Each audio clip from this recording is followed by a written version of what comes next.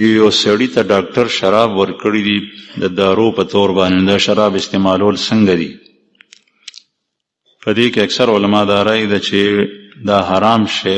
نشي ورکولی، لیکن بعضې حضرات وایي که چېرې د ده د بیمارۍ علاج په بله طریقه کې نی، صرف په دغه باندې وي، نو بیا ورکولی شي. او د دې مثال هغوی دا ورکوي فقها په کتابونو کې چې یو سړی دی په سفر باندې روان دی، 2 کسان دي او روټۍ خوړه ده، یو سړي نوړۍ اونخته په مرۍ کې، خبرې هم نشي کولی، ساه هم ورسره بنده شوه، نوړۍ نه ښکته ځي نه بر راځي، اوبه هم نشته دی، بل هېڅ صورت نشته دی چې دا نوړۍ تېره شي، او شراب شته او یو ګوټ یا 2 ګوټو سره دا نوړۍ تېرېدی شي. نو دغه وخت کې دې سړي ته د شرابو دا ګوټ 2 ګوټه ورکول چې د نوړۍ لاړه شي، د مرګ نه بچي دا کولی شي. داسې اضطراري حالت که د چا وي بل داروی نی،